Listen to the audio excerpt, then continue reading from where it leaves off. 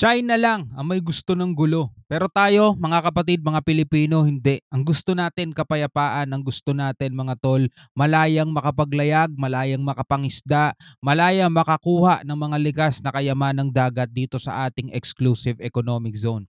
At yan din naman ang iginiit mga tol ng Department of Defense Secretary mga kapatid, no? Gibo Chodoro. Yan ito panoorin natin to mula sa PTV, no? DND Secretary Chodoro iginiit na hindi gulo pero kapayapaan ang nais ng Pilipinas hinggil sa usapin mga kapatid dito sa West Philippine Sea. Ito ang ating panonoorin mga tol, pero bago yan syempre, kung bago ka pa lamang dito sa ating YouTube channel at ngayon ka pa lamang nakapanood ng mga ganitong klaseng reaction video and commentary sa mga balita, partikular mga kapatid kapag pinag-uusapan tungkol sa ating West Philippine Sea. Sana ay huwag niyong kalimutan mag-subscribe mga tol. Maraming salamat sa mga nakapag-subscribe na, no? At maraming salamat sa mga nagko-comment araw-araw tuwing gumagawa tayo ng reaction video. Nababasa ko po ang inyong mga comment. Maraming salamat sa inyo. Alright, so wag na natin patagalin to. Total, wala na rin naman tayong hinihintay na. Panoorin na natin to. Pinoprotektahan lang ang ating karapatan sa ating mga teritoryo. Ito ang binigyang diin ni Defense Secretary Gibo Chodoro sa harap ng usapin sa West Philippine Sea. Ayon sa kalihim, hindi nais ng bansa na makipag-away, ngunit kailangan aniyang gawin kung ano ang tama. Tama. Si Patrick De Jesus sa sentro ng balita. Ngayon, kung nakikita ng China, mga tol, na pumapalag ang Pilipinas kasi naninibago sila sa atin, mga tol, dahil ngayon nung panahon daw ni Duterte, hindi naman daw ganito. 'Di ba? Masunurin nga daw dati si Digong, sabi nila eh. 'Di ba? Kung nakikita nilang pumapalag ang Pilipinas at binubulgar, no? Binibidyohan yung ginagawa nila, ine-expose ang ginagawa nila, hindi dahil gusto natin makipag-away sa kanila. No? Loko-loko ba sila? Hindi natin gustong makipag-away sa kanila. Wala tayong gustong ibuwis, no? Wala tayong gustong i-sacrifice dito sa ating bansa. Ang gusto natin mga tol, makuha natin unang-una respeto. Bakit? Meron kasing international law na nagsasabing etong mga lugar na to sa Pilipinas 'yan. 'Di ba? Hinihingi natin yung paggalang nila mga tol. Etong China, ayaw nila tayong igalang. Ang gusto natin, payapa tayong makapangisda, makapaglayag dito sa exclusive economic zone natin nang walang mga bansang nanggigipit sa atin, mga tol. Yun lang. If there are spillover effects, we are not to blame. We do not want a fight. We want peace. Ito ang binigyang diin ni Defense Secretary Gilberto Teodoro Jr. hinggil sa pag-iit ng bansa sa ating karapatan sa West Philippine Sea. Sa Manila Overseas Press Club Defense Night kagabi, sinabi ng kalihim na alinsunod ito sa itinakda ng batas na sinuportahan pa ng United Nations Convention on the Law of the Sea o UNCLOS. Nakapirma pa ang China dyan. Diba? Gusto natin mga tol, dahil tayo isang bansa, meron tayong presidente, gobyerno, meron tayong mga mamamayan, gusto nating makuha yung karapatan natin dito sa karagatan. Diba? Itong karagatan na tinatawag nilang South China Sea, mga tol. South China Sea naman talaga tawag nila dyan. Ngayon, nung nagkaroon ng UNCLOS, mga tol, binigyan niya ng 12 nautical miles yan ang teritoryo mo. 200 nautical miles exclusive economic zone yan. So para hindi na tayo malito, hindi na natin tinatawag yung South China Sea. Ang tawag na natin dyan, West Philippine Sea na. Dahil sa bahaging west ng Pilipinas at ito'y karagatan. Nasasakop ng teritoryo natin at nasasakop ng ating exclusive economic zone nga na 200 nautical miles.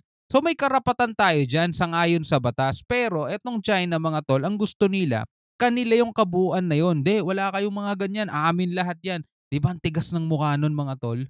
Anya, walang dapat isisi sa Pilipinas dahil ginagawa lamang ng bansa kung ano ang tama. We are not the ones encroaching on the exclusive economic zone of another country. Tama. The encroacher has a vast area of sea. And if they ask us to meet them halfway when they have already eaten 3/4 of the way into our exclusive economic zone, where is the fairness in that? Oh, di ba? Gusto nila patas na usapan, mag-meet tayo halfway.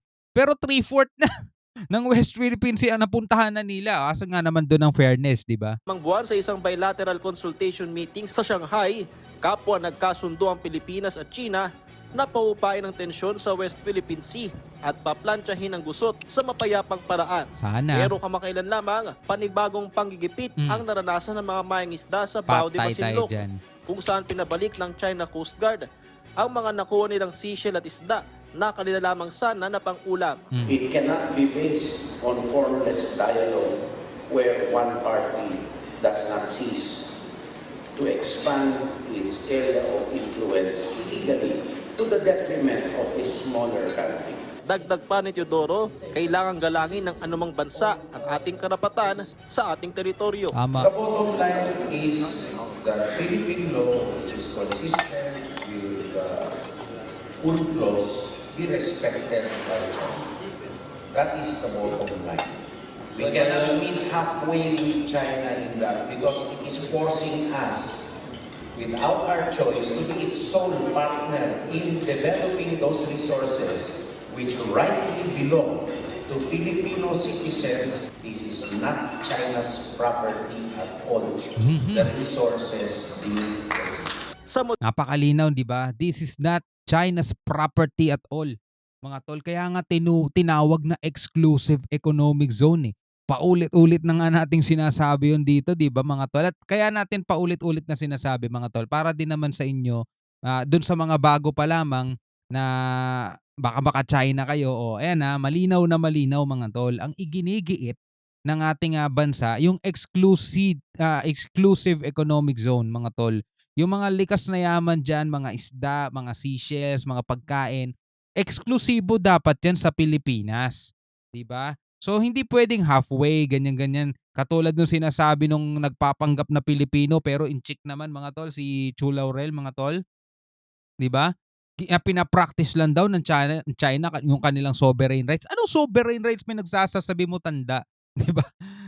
Paano sovereign rights ang sinagsasabi mo? Hindi naman nila sakop to, diba? Kulit eh. modernisasyon naman ng sandatahang lakas, sinabi ni Teodoro na pagtutuunan sa pagbili ng mga bagong kagamitan, ang pagtugon sa domain awareness at intelligence upang mapalakas ang ating area denial and deterrence capability sa dagat man at himpapawid. Patrick De Jesus. Alright mga kapatid, no, eto ang kitang-kita naman natin na ipinaglalaban talaga ng Pilipinas. Do hindi tayo naghahanap ng gulo at iginigiit nga natin is kapayapaan. Hinihiling natin mga tol, no, sa lahat, no? Kaya nga ine-expose natin itong China para makita ng buong mundo mga tol na ang Pilipinas hindi talaga gusto ng gulo, 'di ba? Hindi nga tayo gumagamit ng mga panglabang mga barko kapag nagsasagawa tayo ng resupply mission. Gumagawa pa nga tayo ng paraan, 'di ba? Nung nakaraan lang drop mission na lang ang ginawa natin, 'di ba? Airdrop na lang ang ginawa natin para makapaghatid lang ng supply sa mga kasundaluhan doon sa BRP Sierra Madre. Iba tayo na yung nag-adjust. Dapat nga, wala tayong mga ganun mga bagay kasi dapat malaya nating nagagawa yung gusto natin Kaso, talagang iniipit tayo mga tol. Lahat, no? Bawal makipag-military alliance, bawal mag-joint patrol. Provocative daw yung mga ganong action sa kanila, di ba? Pati nga pagbati.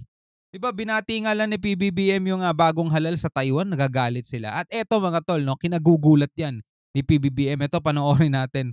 Yan, PBBM nagulat sa reaksyon ng China sa pagbati sa Taiwan leader. Respeto sa One China policy, iginigiit. O, di ba? Iginigiit ng China yung respeto daw sa One China policy. Pero yung respeto sa UNCLOS, respeto sa international law, respeto sa soberanya ng Pilipinas, wala sila noon mga tol.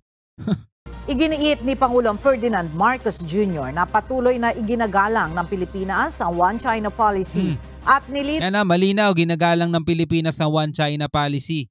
O, China, it's your turn naman, igalang naman ninyo yung exclusive economic zone ng Pilipinas. na hindi niya ine-endorso ang pagiging independent ng Taiwan. Sa isang recorded interview, inamin ni PBBM na ikinagulat niya ang naging reaksyon ng China matapos niya i-congratulate sa pagkapanalo si Taiwan President-elect Lai Ching-te. Ayon sa Pangulo, nananatiling kinikilala ng Pilipinas ang One China policy at hindi ito magbabago. Giit ni Presidente Marcos Jr., hindi natin ine-endorso ang Taiwanese independence at naniniwala ang probinsya ng China, ang Taiwan. Gayunman, isa na anyang internal matter kung papaanong pagbubuklurin muli ang dalawang ito. At wala tayong pakialam sa kanila. 'Di ba? Yung one China policy nila, gano'n sila mag-demand, no? Igalang niyo yung one China policy namin. Okay, kapag tayo nagde-demand, igalang naman ninyo yung soberanya namin. Igalang naman ninyo yung UNCLOS, nakapirma kayo diyan eh. 'Di ba? Sabi ng UNCLOS may 200 nautical miles ang bawat bansa, exclusive economic zone nila. Igalang naman ninyo yun. Galang naman ninyo yung 2016 Arbitral Ruling Award, talo kayo doon, nanalo kami. Galang naman ninyo yun. Puro kayo giit-giit na irespeto one China policy, samantalang yung policy ng buong mundo, policy ng batas, ayaw nyong igalang, mga walang nangyari no? Well anyway, ikaw bilang isang Pilipino, ano masasabi mo rito? Comment ka na lang sa baba. Hanggang sa muli, ako nga pala si Shobal D. Peace out.